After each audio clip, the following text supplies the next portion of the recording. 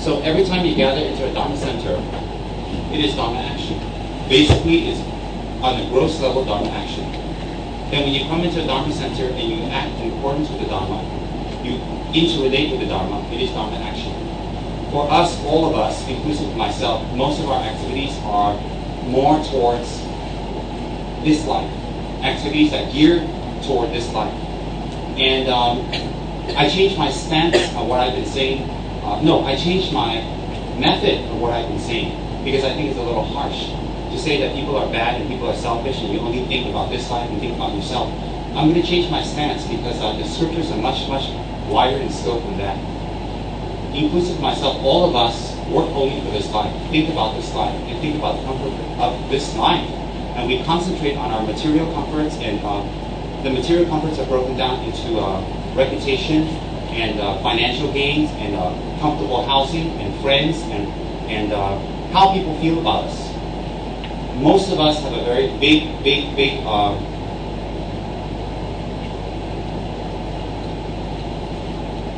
security factor in how people feel about us and how they view us and how they think of us.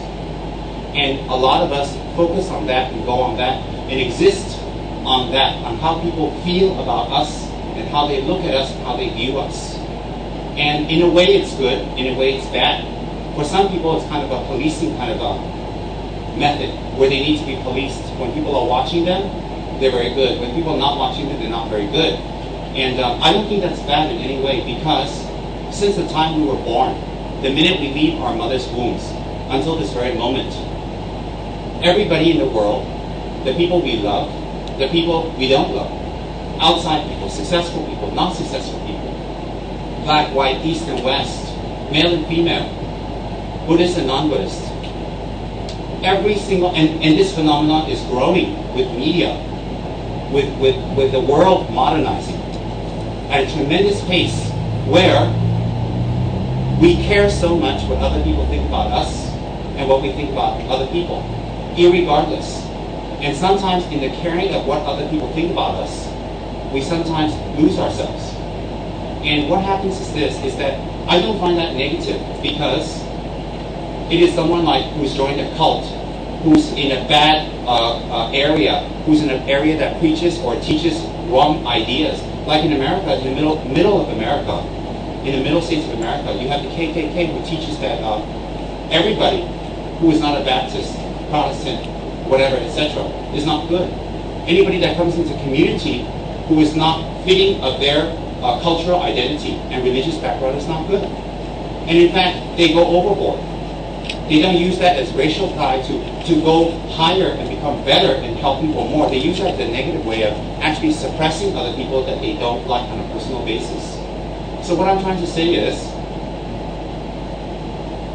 we are brought up, ingrained, and told to make it for ourselves, make it for our families, make it for our community. And in Chinese communities, is it good and bad? Why? Everywhere in the world you see Chinese people successful. There's a Chinatown everywhere in the world, every country. But on a negative stance, because everything in samsara has black and white, nothing is 100% positive. On a negative stance, that could be all some Chinese people think about, is making money and looking good and looking for reputation. And that gets inbred. That's not because you're bad. That's because it gets inbred in you and it becomes second nature. You don't actually sit there and think, I want to have a good reputation. I don't want to lose face. I don't want to look bad. I don't want to be poor. I don't want to be looked down upon. When I go see my relatives, when I go see my friends, I don't want to be put down.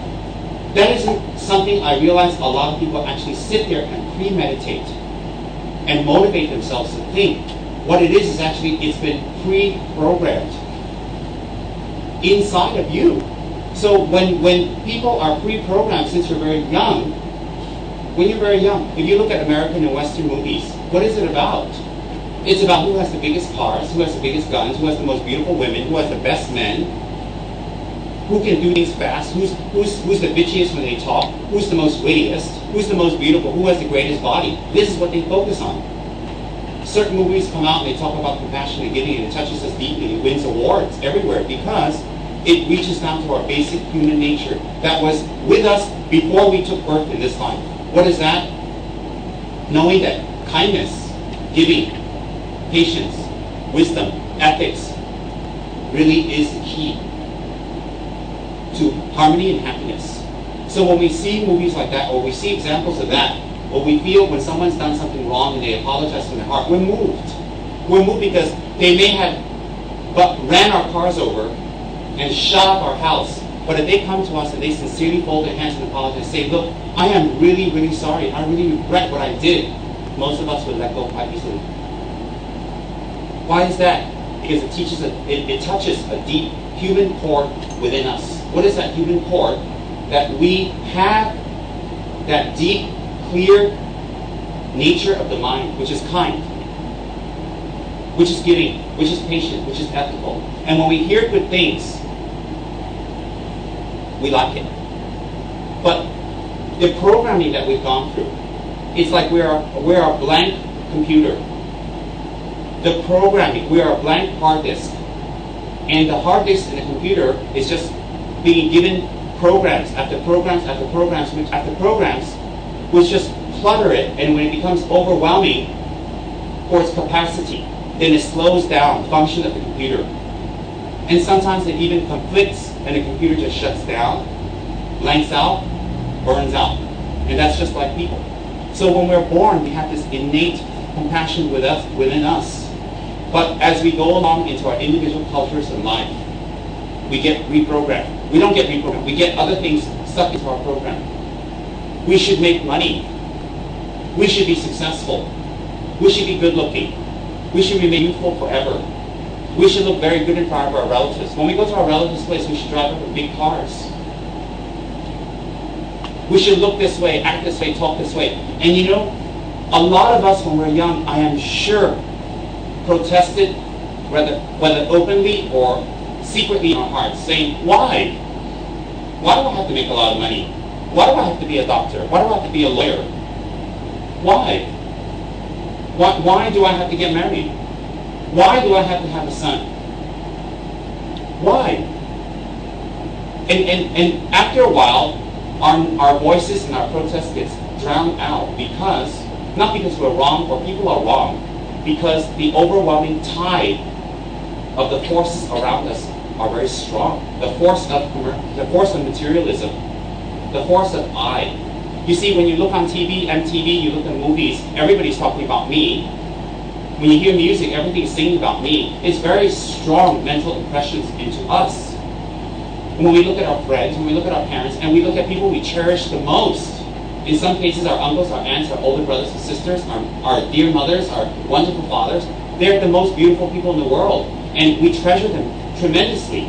But treasuring them tremendously may not also automatically equate that they have superior wisdom. They have intelligence and knowledge and worldly streetwise wisdom, yes, but it does not equate. See, our love for someone and their kindness to us does not equate them having superior wisdom, a wisdom of an Arya, of a Bodhisattva, of a Buddha. It doesn't equate that. So if we do things out of love for them that can be necessarily wrong, immediately it may be good, long term it can be damaging for them and us. Because how long do we actually stay with them? So at the same time, we don't run around saying, oh, I love you, but I think you're stupid. You don't do that either. What you do is you skillfully learn Dharma and skillfully bring Dharma to them through your actions, not explanations. When we've been in Dharma 1 year, 2 year, 3 year, 4 year, we attempt to explain things to people who are elder, more educated, more experienced. There's a lot of factors there. Our youth, being that we're their child, maybe we're a youngin, and maybe they're used to seeing us in a child position. So even if we gain more wisdom and we start talking to them, it may not be beneficial immediately. But how we can bring Dharma to our friends, our children, very important, our children, and people we love dearly, and people who've been very kind to us, is to actually act in accordance with the Dharma. And that is not to run around on lotus petals and float. To act in accordance with the Dharma is very simple. Very, very simple. And that would go to the teachings of the Paramita of giving, which you guys were all talking about just now because I was spying. I do spy from time to time. In any case, Cookie's very smart. He hides in corners. But you see, there's a microphone.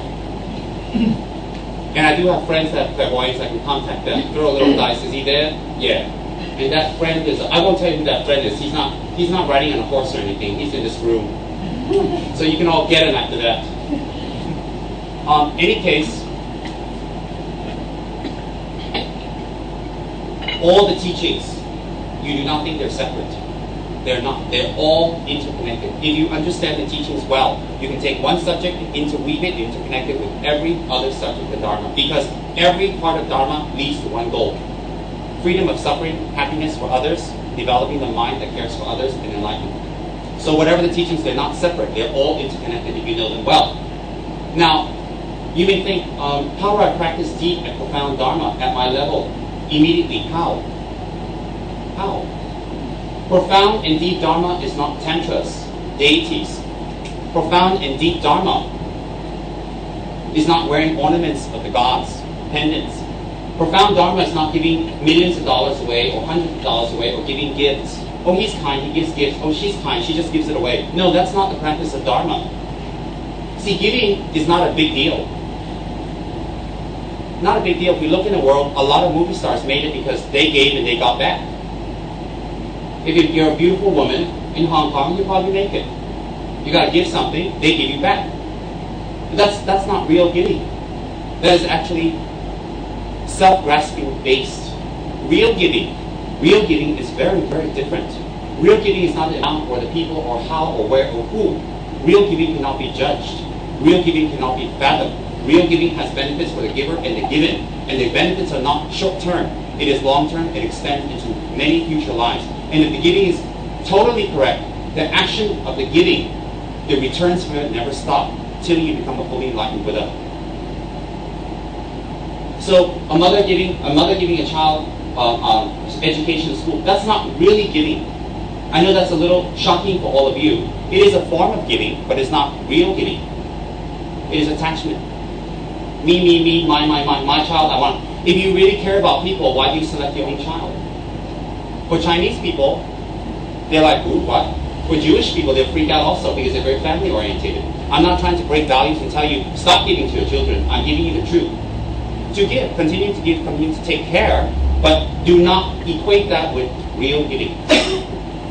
No, not real giving. And the giving is not based on one's wealth factor or one's financial factor. No, never use your financial factor as giving, or can or cannot. If you equate that with giving, you are absolutely 100% in the wrong.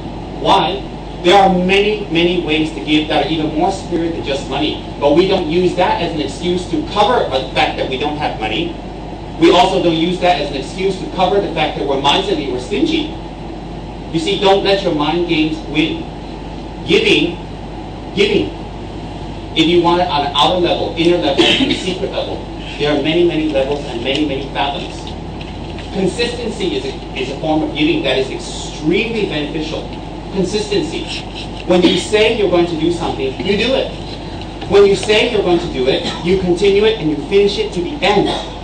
And you benefit the people around you, and you benefit the people you love. Consistency. Hey, I'm going to take this project and I'm going to finish it, and you do it.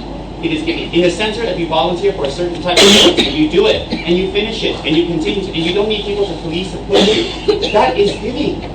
What kind of giving? You give people confidence about you. You give yourself confidence. You rehabituate yourself to be something different.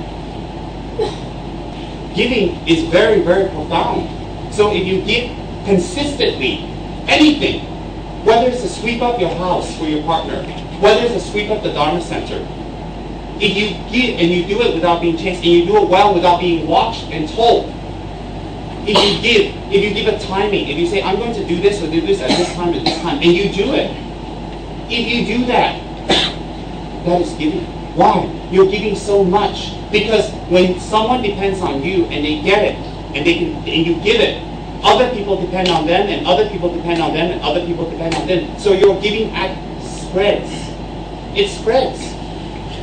If I promise, David, I'm going to give him a lift. Every Tuesday I'm going to give him a lift to KFT, and I promise. And I don't make any lame excuses, and for any reason I can't, I make other arrangements, I let him know. And I do it every week. You see, he may have other agreements. Maybe with his parents they can use the car, or maybe with his friends they don't have to fetch him, or maybe he can save some petrol, and the money he saves from that after 6 months, 7 months, he can put towards maybe buying a statue and payment. I mean, it affects a lot of people. So when we give, it doesn't have to be money. It doesn't have to be a red packet. It can be. It doesn't have to be. It can be very deep type of giving. That's inner giving. Consistency. We assess ourselves everywhere in life. If we're a movie star, we assess our physical appearance. If we're a real estate agent, we assess ourselves again, how much knowledge we have areas. If we're a fashion model, we assess our appearance again. If we're a king or a queen, we assess ourselves constantly. What does the public think about me? Am I dressed right? Do I do this? Do I sit down? My etiquette? We are doing that all the time. Don't think that it's anything different in Dharma. Don't make Dharma different than your normal lives. Dharma is not different than your normal lives. Dharma is life. Why is Dharma life? Why? Because Dharma doesn't focus on outer rituals, which you have no knowledge of, no faith in, and very little understanding that's not consistent. They have great benefits, and they're incredible. If they didn't have great benefits, very enlightened beings like His Holiness the Dalai Lama would not be doing rituals every single day of his life from 4 a.m. to 9. Do you think he's that stupid? Do you think he needs to do rituals that are alien or backdated or superstitious? I don't think so. They do have benefits, but at this moment, they don't have the full benefits for us, and we shouldn't make sweeping, condemning statements like, oh, but I don't think I need that, I'd rather do this. You don't know what you need and not need because your level is not there to comprehend. So it would be better to say, I would like to understand, but I don't understand at this time. Don't make sweeping statements that cut off your opportunity to know more. Speech is harm. So giving is consistency. Love comes from consistency. Consistency is that if you say you're going to do it, you do it. We all have bad days. We all have ugly days. We all have that time of the month days and bad hair days. We all have. But we can't consistently use that over and over to be nasty and ugly and bad mood and mean and rude and deprecating to others. We can't. You know why? They may always forgive us, but can we forgive ourselves? And when we forgive ourselves, are people still around? We all want to make it ahead in life. What I'm explaining today is not sit in front of Lama Tsongkhapa and do 100,000 prostrations. I'm giving you very core of life, and that's what Dharma is about. Consistency. To be consistent in whatever you do, and to be consistent in breaking away negative habits that you've been doing.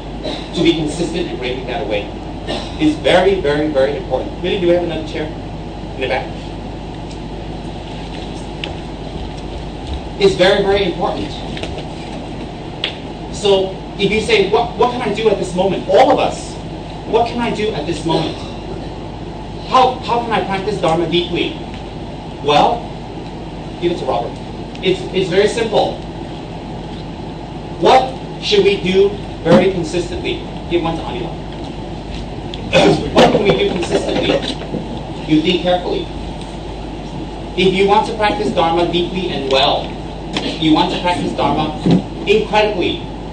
If you want to please the Buddhas and please your lamas, you want to please your Dharma brothers and sisters, and you want to cleanse there, and you actually want to die with confidence. Oh, one more for me. Oh, one more. Sorry. What you need to do is this. You need to practice consistency. That is New Age, that is Buddhism, that is life, that is truth. That appeals to everyone, all over. So if you want to do it from a Buddhist perspective of consistency, then you are a Buddhist practitioner. If you want to do it from the consistency, you want to do it from the standpoint of love for someone, that is true love. If you want to do it for self-improvement, it also is self-improvement to move ahead in life. So however you look at the teachings, Buddha's teachings, it's incredible because it doesn't border you and corner you and tie you up into one mind game and one type of thinking. That if it's giving, it's Buddhist giving must be done to only Buddhas and only that. No, it is not. And then it also transcends all of our excuses and programmed thinking that we can only give if we have this, if we're in this situation, if we have these friends, if, because you know what the ifs are? The ifs are another way for us not to face ourselves. And you know why we need to face ourselves? It's very simple. We will be happy. We'll be happy to face ourselves and overcome. And no matter how much we run and escape, we can run away from everyone, but not ourselves. And ourselves are smart. We know what we've done to other people. We know how we've hurt them. We know what we've done with our speech. And we feel embarrassed. And if we don't practice giving consistency, if we don't practice, we do more things to hide and more things to hide and more things. Pretty much our anger and our hiding becomes very big and it's very hard to escape. Very hard. And we can't live like that. And if we are the type of people that just doesn't care, we've had to have some feeling in us for others. If your motivation is to become a Buddha, consistency is the key. If your motivation is to raise your kids well, consistency is the key. They look at you as an example. All of us remember what our parents did when we were small. And for some of us had negative effects, some of us had positive effects. And when we grow up, we may or may not respect our parents. And the unfortunate part is those type of people go off the wrong way because the very object that they love so much and they treasure gave them a very bad example. They go off the wrong way. Where does that come from? Programming again. All this programming. So we are not bad. I am not bad. You are not bad. We are not bad. If we keep saying we are bad, we won't become good. We are not bad, but we are programmed incorrectly. So we need to flush out that hard disk. Clean it. Call Singpiao and flush it out. And we need to put in new programs. The program of XP consistency. For those of us who knows computers, Uncle Lai said they're thinking, oh God, where's Xiaoqian? What you sitting back there in the corner for? You did something wrong? Come over here, sit on a chair. We like you. We like you. Even we like your cough too. Xiaoqian had a horrible accident yesterday. She saw some really attractive older rich guy, and she chased him, and he stopped, and she hit him. She hit him, and she was scared and frightened, and she went to the police station. They harassed her because she's sexy as usual. And it was a very stressful day, and I sent her a bunch of nasty SMSs saying, go pray, make offerings, let it go, forget it. I know what she did. She pressed delete. But you know what? The incredible part is, if we said that to her 2 years ago, she'd be flying a kite. See you later. But today, she's here. And that's Dharma. What is Dharma? Ugly things happen, and we accept it, and we move on. That is Dharma. That's Dharma with Xiaoqian. I'm not praising her, but I'm very happy. Horrible thing yesterday. It's very traumatic to smash up your car. And right now, she doesn't need that. None of us need it. I know when I hit the bonnet of my car in the front, I was traumatically affected for weeks. I slowed down. I stopped beeping people. Yeah. Do you know one time I was coming out of my house and I was reaching center point. Someone pulled out in front of me a van. 4 or 5 Chinese guys in there. Dark, skinny. They look like they're very tough construction workers. I don't know what they were, but they were scary. In any case, I didn't see. I don't have the third eye. I beat at them because they cut out in front of me. I literally almost hit them. So after I beat that was it. I was at the Banda Gautama overhead near Center Point, and then I went onto the federal highway, and they chased me from the federal highway all the way to the toll, and at the toll I escaped them because I had touch and go, they didn't. I had touch and go. I touched and went. They got stuck at the pay thing, and then I ran, and then from there I went to Mid Valley really fast, and they chased me. They chased and chased and chased and chased and chased me. But they couldn't catch up anymore. And I tell you, I was on the right lane. I was going like 120 down federal on traffic day, and I was weaving through. I felt so matrix. I don't know how to say it, but there was fear because. And then they got really close, so I put my brakes up slightly bit, and they went. They went this way, they went like that. And all I did was beat them because I almost hit them to let them know, look, someone's coming. So what I did, I don't do that anymore. I let everybody have their way. Do you know why? I may win the moment, but I don't want to crash on my car, kill someone, hurt myself, make more expenditure, and make worry for the people I love. I learned my lesson. You see, I make a lot of mistakes, But there's a slight difference in me from now than 10 years ago, 5 years ago. When I learned my mistakes, I accept it and I confess it to myself. And I say I'm not going to do it anymore. Yes, it's embarrassing that a high Rinpoche of Tibet gets chased down Federal Highway, gunned down. Yes, it's embarrassing, it's humiliating. Your Holiness, guess what I did last week? I beat that someone and I had to escape.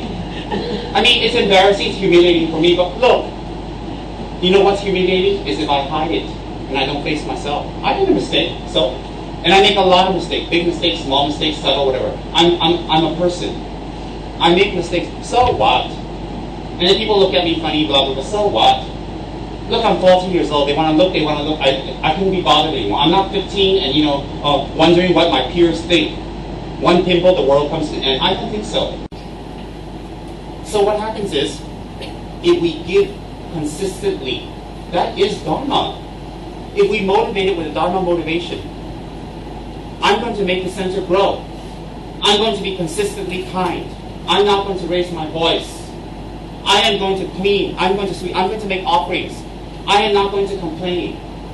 And you make a commitment to the Buddhas, yourself, your teacher, more yourself, and you do it consistently every time.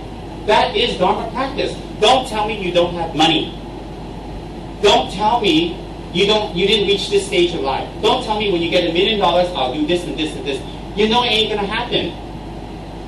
It ain't going to happen. Why? If we don't have the attitude now, we won't have it when it comes. When it comes, we're going to have plenty of more things to do with it. Giving starts this moment with your mind breaking its habituations. What's the habituation? Me. That is not evil or bad. None of us is evil. I realize, definitely. What it is programming. From a very strong culture, such as the Chinese, that the world respects, and it commands the world's respect. Money, family, education, and status is at the heart of it. And it can be turned around to be used for even bigger things. Definitely it can. The attitude is there. It's just how you use the programming. So, for European cultures, for American cultures, same thing. We Tibetans are a little behind in materialism.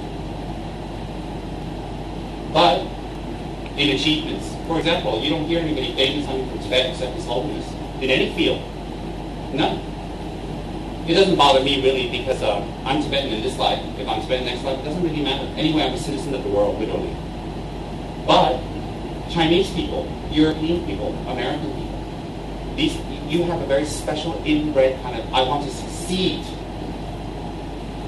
Chinese have this big hang-up about taking charity and welfare from other people and from governments. That's excellent. That is fabulous. But it can go overboard because it can sacrifice everything just to make money to have face. So you see there's opposite ends of the spectrum. What I'm trying to say is this. Dharma practice starts now. And don't take on 20 commitments. Take on 2, 3. And don't swear to the whole planet, all sentient beings, that you're going to do this. We are not Avalokiteshvara. We are not Kuan Yin. We are not. And let's accept it. We are not Kuan Yin. I accept it. So what I accept is I am Tsem Tulku, and I have limited mental powers and limited consistency, but I will make it grow. So what happens if you make a promise to your parents? Do it. Do it. At all costs, at the cost of yourself, at the cost of your interaction with friends, your own pleasures, your time, do it. If it's a promise to your daughter or your son, do it. If it's a promise to your clients and your friends, do it. If it's a superior promise to the Dharma Center, do it. Do it, and do it consistently. Don't wait for someone to remind you. The minute they remind you, you are letting yourself loose. Never mind the pain you create in other minds. You're letting yourself loose. Why? Because you re-habituate that negative programming in you stronger. Why would you want to do that? It only creates more unhappiness. And for the very people you love, how long do you think they can last with you? And the way you are. How long? They may love you, but they may not be able to be with you. They may care about you, but they may not be able to live with you or stand you. And they may help you for the rest of your life and always be there for you, but they can't be with you because you create a lot of pain for yourself and it hurts them. And you create pain for them. which some of them are very great, they can take it. And then in the center, when we're not consistent in our actions, we hurt the Dharma brothers and sisters, we hurt Dharma, we hurt the growth of Dharma, all Dharma.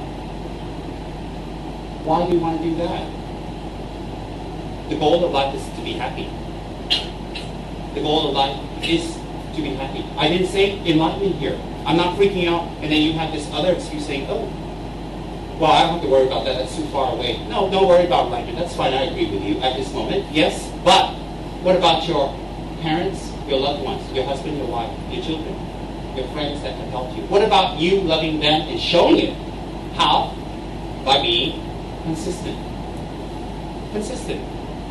Not being consistently inconsistent. Consistent. Don't twist that around either. You know all of us, we're very sophisticated mind games. I'm consistent. I'm inconsistent, inconsistent. I've heard it. You don't know the type of people I've met. Trust me, you attract your own kind, so I know what I attract. I'm not putting anyone down. You look around you, you look at the friends you have, you look at the people around you and their level, and you know what you're attracting. Yeah. You know what you're attracting when you look around you in your life. If you're around people who cheat you, well, that's what you're attracting. That's the energy you're sending out. I'm not talking about you go somewhere, guys just go and you know, they clone your card and you've been cheated, you're attracted to that. No, that's ridiculous. I'm talking about consistently people around you. If you're around people who are like, down, they don't want to do it, they don't want to accomplish anything, oh, never mind, just have a seat, but relax. Maybe that's you, that's what you're attracting. So if we're attracting that, if we're attracting negative energy, black faces, scoldings, people ignoring us, if we're attracting all of that, we have to think, yes, I'm getting that and they are doing that to me, but am I doing that too? But not sit there justifying and explaining back and forth, doing something about it. Consistency arises from awareness. Consistency is a very big part of giving. A very, very big part of giving. Consistency arises from awareness. Awareness is the key to all happiness. Is the root key to all happiness, awareness. That is why in the holy traditions of the southern forms of Buddhism, such as in Burma, Cambodia, Laos, very holy traditions, Sri Lanka, Thailand, all these holy practices and holy monks and holy traditions, they focus strictly on Vipassana. They have Vipassana courses. I've seen it in Bodh Gaya. I've been to Bodh Gaya thousands of times. Where in the Thai temple, they have Vipassana courses for 2 weeks where you wear white, take vows, layman's vows for 2 weeks, vegetarian, no music, no dancing, no ornaments, nothing. Why? It's not to torture you, it's to bring awareness to your mind so that your mind doesn't get distracted in other activities at that time. And what happens is they actually walk up and down the temple with their eyes closed or semi-closed. And they walk one foot in front of the other, slowly, focusing on the breath. Why? They block out everything, but in blocking out, everything gets absorbed. Why? Your mind becomes focused. And they practice that for years. And I've read great Burmese masters and Thai masters in the north. I have books on that. Great Buddhist masters, not just Tibet, no. That actually do this practice of awareness. And they gain exalted states.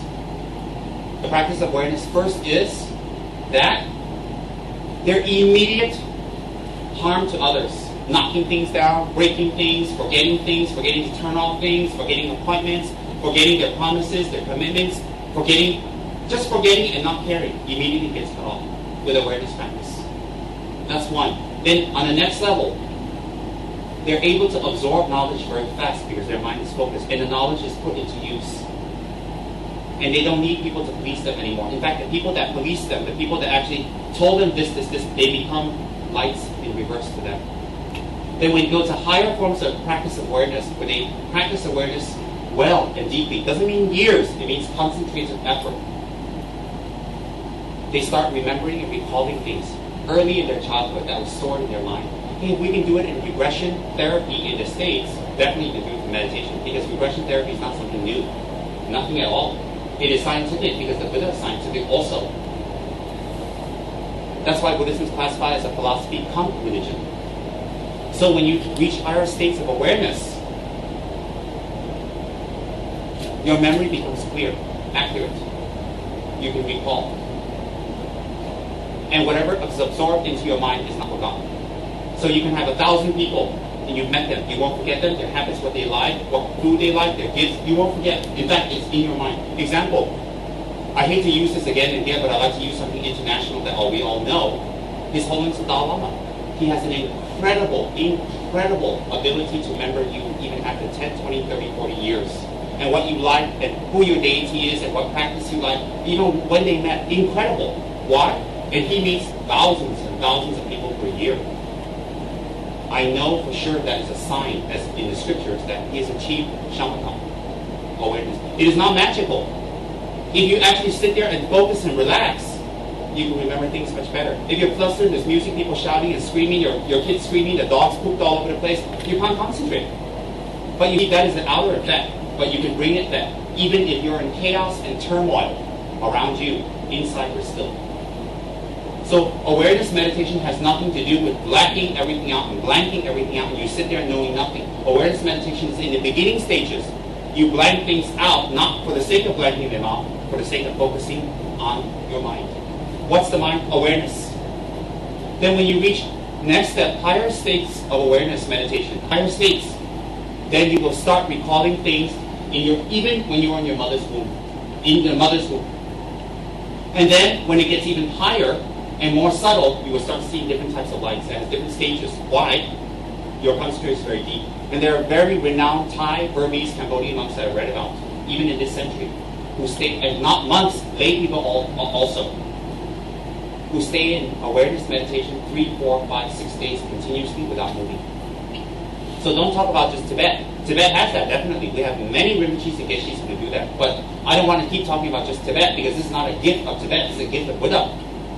Definitely. So Thai, Burmese, and all these monks, yes, they may not have to offer silver bowls and they don't have to offer brocades and all that stuff, but they're offering much more. Are we doing that?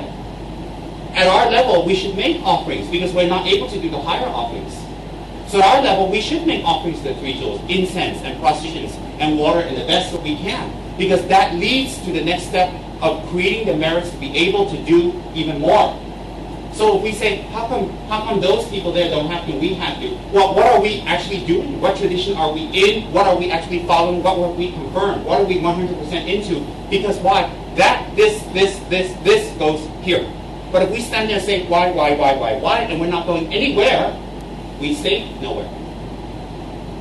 So we need to confirm. Do I want to be in Dharma to make myself a better person? Wonderful. Do I want to be in Dharma to overcome my ills? Wonderful. Do I want to be in Dharma to repay the kindness of people that love me? Wonderful. Do I want to be in Dharma to be a more greater help to others? Wonderful. Do I want to be in Dharma to become a Buddha? Wonderful. You pick at this level, because whatever you pick will lead to this eventually. All Buddha's teachings lead to a higher state of mind. Whatever you pick at this moment. There's no argument and debate there. None. Why? Buddha's teachings are interlaced, interwoven, and they lead to one goal: cessation of suffering for yourself and others. Very simple. So whatever motivation you start out in the beginning, it doesn't really matter. But what matters is that we start out and consistently come with awareness. And when your awareness ability becomes very, very high, you will definitely be able to recall your previous lives. How many lives and how many times you can go back depends on your awareness meditation. And you know what? Without even going into Eastern, if you go to the West, you have many, many people who are not stigmatized about these kind of remembrances anymore. 50, 60 years ago, you were stigmatized. Why? Because the factor of wealth, the social economic wealth factor was there that you need to succeed. But now people are wealthy. People have money. It's easy to get money. So what happens? It's easy to maintain your life. So therefore, they focus on other thoughts. Whereas 50, 60 years ago was get married, have kids, populate the earth and make money and blah, blah, blah, blah, blah, and settle. That thought has changed. So there are many people in the West, if you actually watch Discovery, if you read books, if you go to MPH and buy books, that has nothing to do with Buddhism, who don't even accept religion, who are totally not even free thinkers, just self-thinkers, but they experience things in the past that are extremely accurate, and it bothers them so much they actually go running around different countries where they feel they were before, and accurately pinpointing, finding people, and talking. I've seen many things at Discovery. What is that? That's not some oriental yellow guy on a throne with a yellow hat telling you, there's reincarnation, and you go, whatever. No. It exists. So if you do awareness meditation, which makes your mind calm, and you extend your memory back, you can definitely remember your previous lives. Definitely. Definitely. You do not need to be a Buddhist or pray to the Buddha to do that. By the way, it is simply awareness meditation. You do not need to. If you pray to the Buddha and do that, then the actions lead to merit, which brings you to higher levels of thought. If you do that without the right motivation, just normal motivation to investigate, you only get that result when you die. It goes off. Next life, you cannot reward. It's a very big difference. So you're not a slave to the Buddha, but having a Buddha or 3 jewels in your life or presence in them blesses your motivation and keeps your motivation on focus, so you get both temporal and ultimate benefit. So when you have awareness, you know what happens? You make people around you suffer less. When you have awareness. You know why? When you're not aware and you need to be told all the time what to do, you burden people around you. You may talk big, you may talk fancy smancy, you may explain yourself away. It works the first time, the second time, not all the time. It's like a little boy who cries wolf. If these words are difficult to hear, you have to ask yourself, why is it difficult to hear? It is difficult for me to hear too, and I'll tell you why. I don't like to be wrong. Simple. And I'll have to deal with that, and I will. I am, and I will, and I will continue to. I do not like to be wrong. That's why I do not like to hear it. I do not like to hear that I am wrong. From lack of awareness, lack of consistency arises narrow mind. Why? Only we are right. Our way is right. And from that arises anger that blocks out everything. When we have anger, we can't see anything or anyone. We only see what we want to do. And then when the anger subsides, which it will, it may take 10 years, 10 months, 10 days. The anger will subside. Then we look back at all the actions we did out of anger, nothing but regret, and perhaps the people we love, the things we care about, are gone. So if we treasure our anger, then it is equivalent to saying, I don't treasure the people I love. And for Dharma practitioners, equivalent to saying, I don't take refuge in the 3 jewels. Equivalent. With anger, the 3 jewels cannot enter. With anger, your loved ones cannot be with you. With anger, you destroy yourself. And even when your age gets older, you destroy yourself. So if you want to look at anger from a low point of view, middle, and high, either way.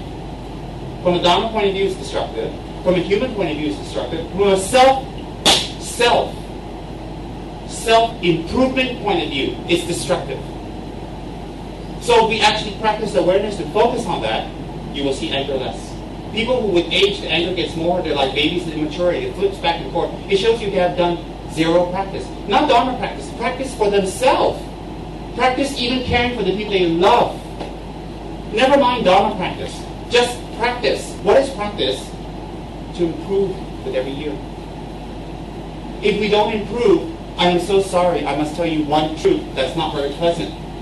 Whatever you're holding on to now will be lost very fast. And it doesn't need that. It will be lost. Irrevocably lost. So whatever we put all our energy into working and maintaining on the external level, it cannot be maintained. Why? We don't create the causes for it to be maintained. So if we have a beautiful boyfriend and he's fabulous and all that stuff, and we maintain him by wearing low-cut blouses and high-cut dresses and fancy smancy makeup, and we're beautiful, we're hair and perfect, it lasts for a while, but you know what? There's another 20 million women that look like you and better. So what's to say that his flitty eye won't look somewhere else? But if you maintain or love the person, in most cases, with love and compassion, forgiveness, consistency, you do what you say, you have a higher chance of maintaining them. Much higher to maintain. Same for the opposite.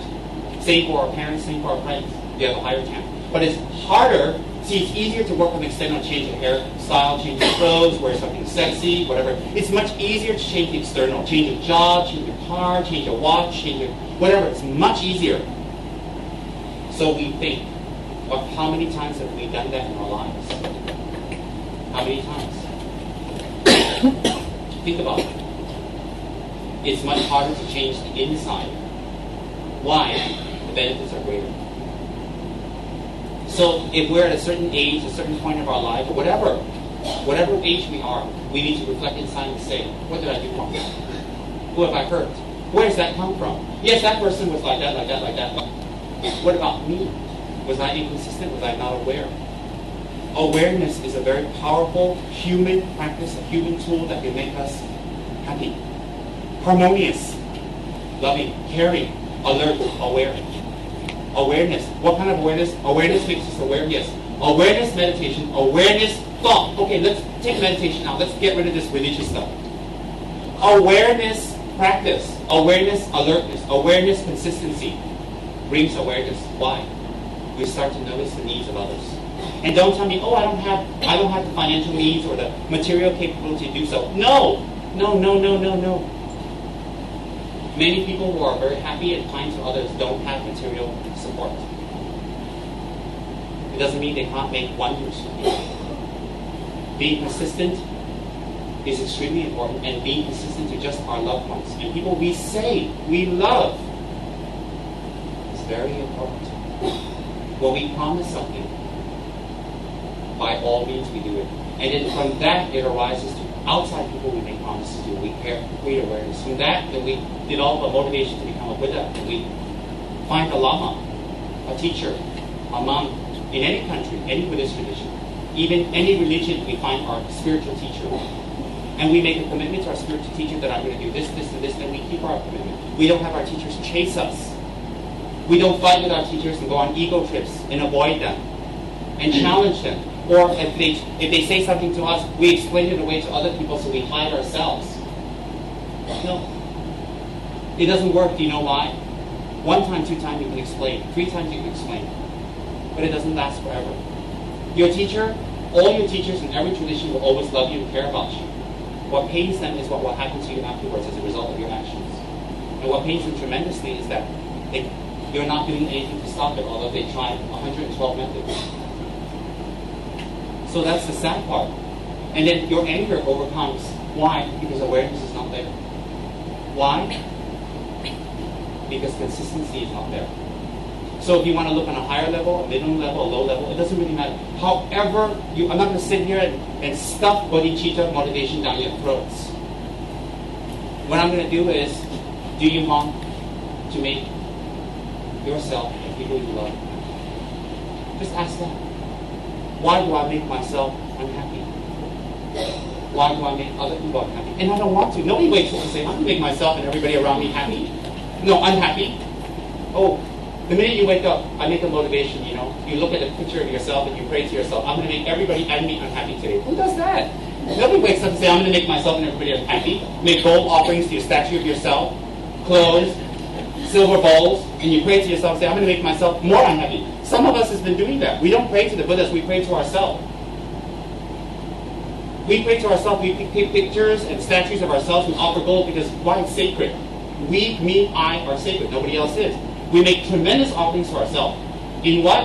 In fighting others, in disappointing others, in not keeping awareness, by being rough in our speech, by being black in our face, by not having patience, by complaining about them. Constantly. That's how we make an altar and a shrine to ourselves. You should make an altar and shrine to yourself, but not that way. Not that way.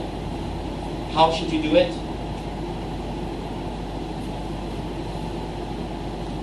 By waking up and saying, I'm going to make myself and others happy. I'm going to do that. And I'm going to keep doing it. And I'm going to fall, and I'm going to keep falling. But you don't make that an excuse either. You don't fall and stay down. Who walks down the street, trips over a rock, and falls down and stays there? Oh, I fell. I'm not going to get up. How stupid. Well, emotionally, we shouldn't do that either. We shouldn't make a mistake. You know, I see why me pisses me off because he's wearing better glasses than me. I have an argument with him, but I use that as another excuse, right? I don't say that it's the glasses that I'm jealous and envious of, but it's actually, I'm jealous. So I cover it up with some other lame excuse and say, you know, that green color is extremely ugly and I hate it. And we get into an argument, and then I ignore him. I don't talk to him for 5-6 weeks. It's equivalent to me falling down and staying there. What do I get? What does he get? And what do people around me get? And there are a few idiots that follow me mindlessly, the yes men. Anything I do, yes, yes, yes, yes, yes. Either you pay them, or either they don't have a life of their own or a brain of their own. Or either that, they went to lobotomy, they removed the brain, there's nothing there. Well, I'm not interested in yes men. That's why even people close to me, I challenge them. Very close to me, I challenge them. I tell them, I say this because I'm not interested in yes men. I'm interested in, I want to be happy. Really, I am happy. I'm not 100% happy. I'm not as happy as the Buddha, but I'm happy. And I realized why. Out of 10 points I had that are very bad in me, I faced up to 3 or 4, and I'm still battling. But it's much better than facing up to none. And consistently I've been facing. And I'm going to keep doing it. And that's why I'm happier. You know why? I don't play mind games with people much anymore. I don't play mind games actually with people. I play games, but not mind games. I play the pick game. Anyways, everybody knows about the pick game. Uncle Lai or Edie. Pick. And if you don't pick, you get both. Hurry up.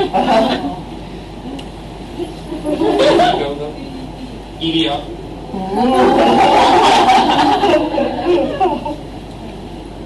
Then be careful, Mama Jenny. When you don't want it anymore, maybe that's when you lose it and when you want it. You may think Edie don't have market. Edie's got a big market. It's okay, Uncle Lai's not her type. She doesn't like the big, muscular type. She likes the small eye type. See, you better be careful. It's like a soap opera here. Last week it was Xiao Chen and Uncle Lai. This week is Uncle Lai and Xiao Chen don't know anymore. Guys will be in between them. See, someone's moving in on Xiao Chen. Uncle Lai is not letting go. So he's going to get his girl. Although he's married. So really, what's going to happen? If he gets it, what happens? If he doesn't get it, what happens? And then now there's a newcomer. There's a long lost cousin from Johor who showed up and who wants Edie. Her name is Deborah Low. Isn't that interesting? And then Mama Jenny's in. Next week you see Mama Jenny with earrings and dark hair. and she's borrowed Paris's blue shirt. And Paris is saying don't, and she's saying I have to. Well, let's think about all that. Awareness. Awareness meditation is the most powerful. Awareness practice is the most powerful. Awareness is very powerful. Ask yourself, what's your motivation to practice awareness? Oh, save it with Rinpoche to become a Buddha. I know you guys are not interested in that yet. What's the most powerful motivation for practicing or keeping awareness and consistency? You ask yourself this question. The people that are close to you in your life, do you love them? That's all. Do you love the people close to you? And in your Dharma practice, do you want to advance in your Dharma practice? You just ask yourself that. If the question comes out yes, that's a very strong reason to practice awareness. If the answer comes out no, well, in time it will be yes, because truth is truth. Truth is truth. Truth cannot be changed. Love the people around you. And love them not by words. Love them in action and consistency and change that arises from the awareness of what you've done, what you are doing. And whatever you've done, don't get stuck on it, because what you're doing now will affect what you will be doing later. Do not lose what you have. Everything's so fragile. Everything's so scary. We can just die. We can be healthy or whatever, we just die. Very fast. So what, at that moment, with respect to Xiao Chen, she had her accident. At that moment, if she was to die, and thank Buddha she didn't, what would be very important now? Her money that she claims she doesn't have. Her BMW, her husband, her children, they're all important, but at that moment when you're dying, what is really important is what is going to happen to you. And that's what we do Dharma practice for, because that reality is with all of us. The uncertainty and death. That is with us. So that's a very good reason to practice also. And on a higher level, if we feel helpless to help other beings, we can't do anything for them directly now, but we sure can start by practicing awareness, being aware, being consistent, keeping our promises at the cost of our lives. I don't mean to be that dramatic, but I mean that's how much effort we should put. And consistently with whatever we're doing for people, whatever promises we have made consistently. Never, I'll give you a very superior idam, an excellent secret tantric practice. Never make people chase you. Never let people remind you. That is the highest tantric deity in practice. Never let people chase you or remind you. That is better than Zongkala, that is better than Vajibini, that is better than Zambala. Never let people chase you in any way, shape, or form. And if you've done something that is disappointing or that has hurt or damaged in any way, don't hide it. confess it, and apologize and move on. You know why? You will feel as if a huge excess baggage has been and you can move on. And in that process of letting up, it's not the apology, it's that process of facing that you grow and you expand. Very important. That's what Dharma is about. And self-help and self-improvement. Please think about all of that. I come here today to have a short, quick talk with you, 45 minutes, up, to explain to you the depth of Dharma and what Dharma really is.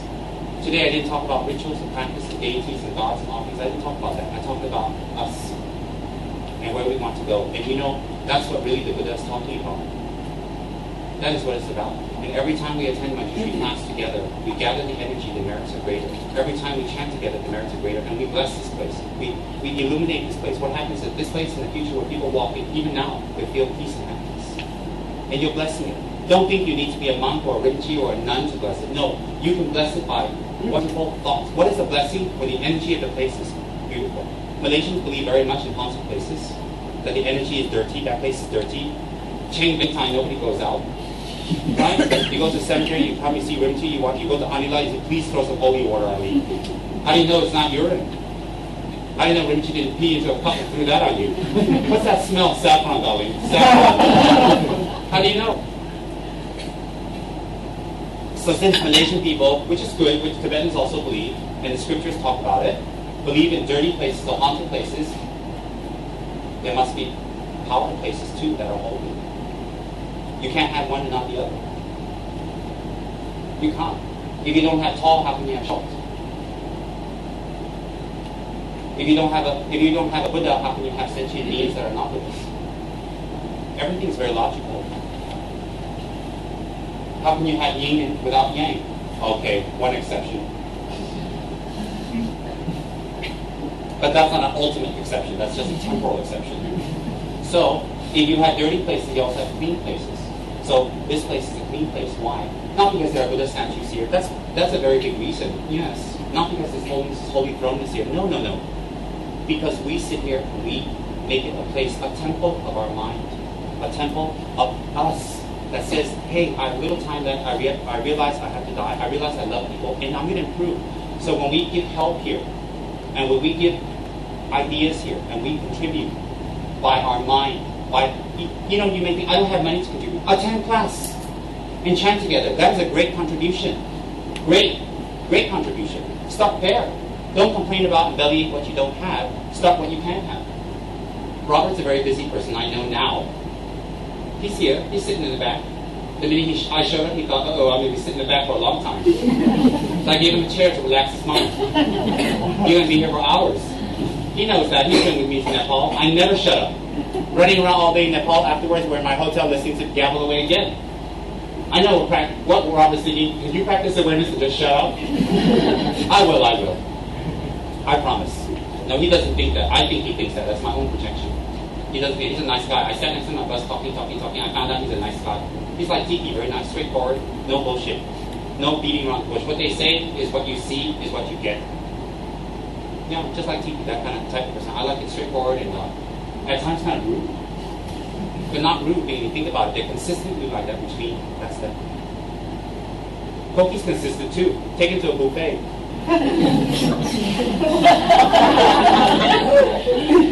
Burley's very consistent too. Burley takes him to a buffet and practices bodhicitta. 10 years ago she said, do you want to eat that, darling? Now she says,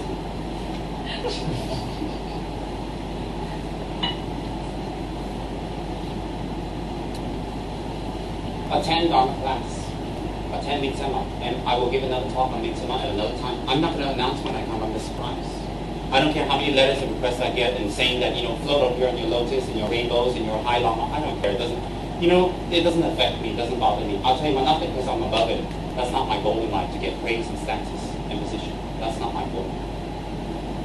I love Malaysia, and I'm here, and this is my home. I'm going to give everything I have to this place. And I'm going to expand from here to the other regions. From here. I'm a Malaysian, Tibet, Mongolian. Pretty mixed up from America, born in Taiwan. I know, never mind. Everything about my life is confusing. But at least I'm consistently confusing.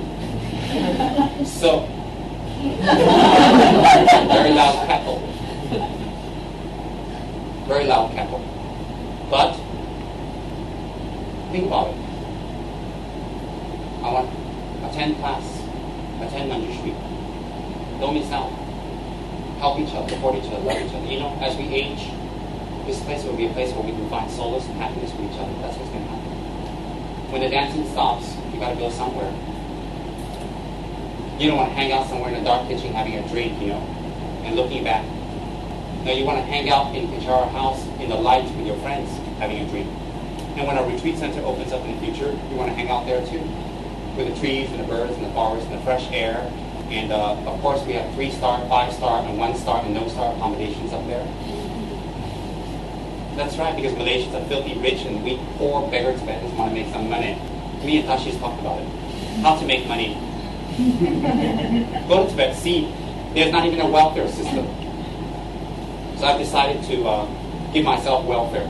I have 5-star hotels up there, you know. We make beautiful brochures. We pass one to Xiao Qian. We pass one to Uncle Lai, who's always pretending he doesn't have money, which I know he does. I have psychic powers, you know. I have psychic powers. His name is David.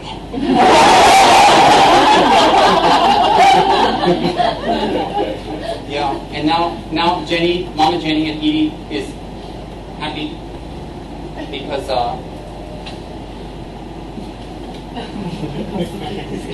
when and if and whenever she commands, Edie's got to do it. Things have changed. She came to me 12 years back saying, pujas for Edie. She loves Edie. She came to London the first time. She loves Edie. Edie's having this problem, that problem, this, stuff. She came to me to do a lot of pujas. She spent a lot of money on pujas for Edie. No one knows. It's the first time I'm talking about it, by the way. A lot of Libandan. A lot of offerings and Manjushri statues for Edie. To be with him, to live with him, to hang out with him, and then especially she said, please pray that we can do Dharma practice and attend Dharma with me. She told me that 12 years ago, I remember, 13. She did a lot of pujas. The little cheapskate spent a lot of money for Edie. I'm not kidding. She told me about Edie getting up in the middle of the night, jumping all over the bed, seeing spirits. She told me about herself jumping all around America, running around with Philo spirits. Oh yes. But you know what? All that's past. It doesn't hurt. It's not bad. We don't know what people think. We don't know what's in their minds. But what we should do is live in love and happiness and forgiveness. And what we should do is improve ourselves. And we can start. This is our Kichara House. What do you think I named it house? I didn't name it for this associated in a temple center. Kichara House. A house as a family. A family cares and loves each other. And what kind of house is it? It's a house that brings us to Vajrayea's heaven. Kichara House. Profound. Profound if we choose it to be profound. So, start immediately. Do not miss class. Chant together and pray. Midsummers are very beneficial. I will spend another day in depth. And interact, help each other, and be consistent. And outside of the center, be consistent with your loved ones. Please be consistent. I promise you, I'll tell you why. I beg you to be because you'll be happy. You'll be happy and you'll make other people happy. And couple that and arise from awareness. Couple it with awareness and arise. Arisen from awareness. Very nice, very profound. That is the highest tantric practice. That is the greatest idam.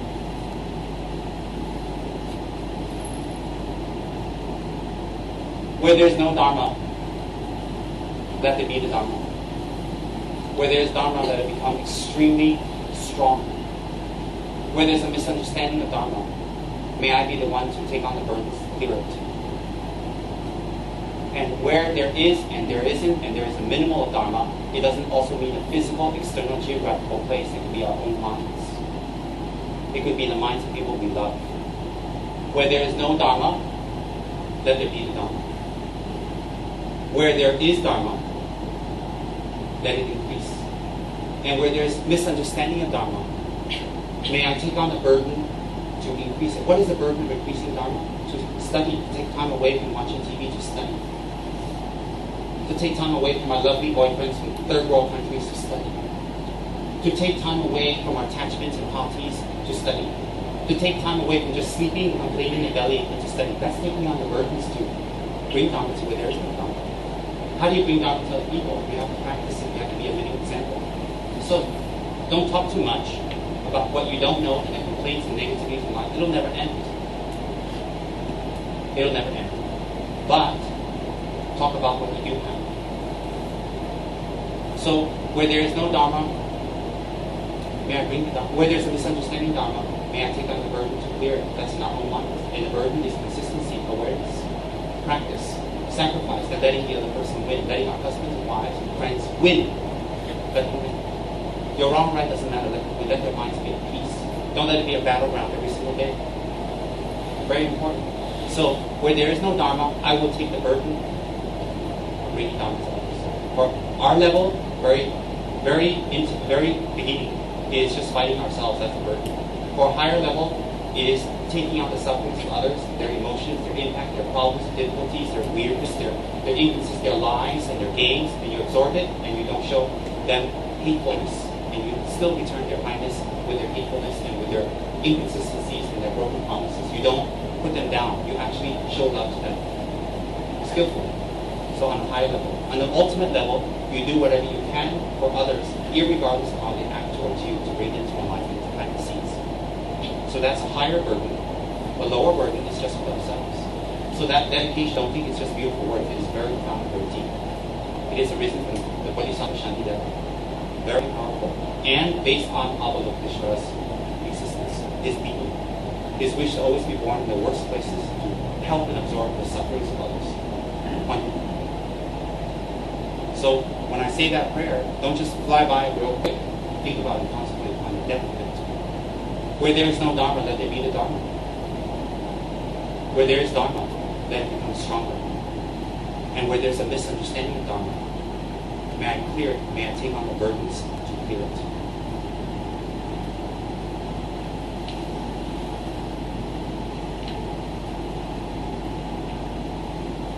Russell.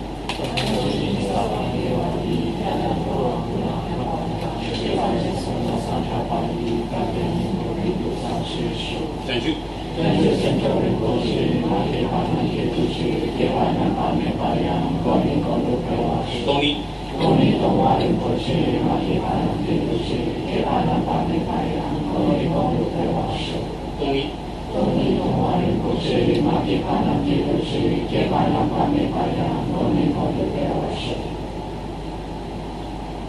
Get one.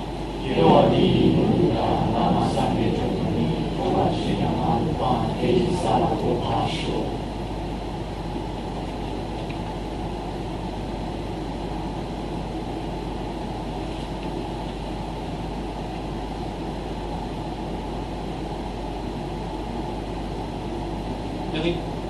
Take out 5 tone colors, color or not, doesn't matter, one tone, white tone. Get one.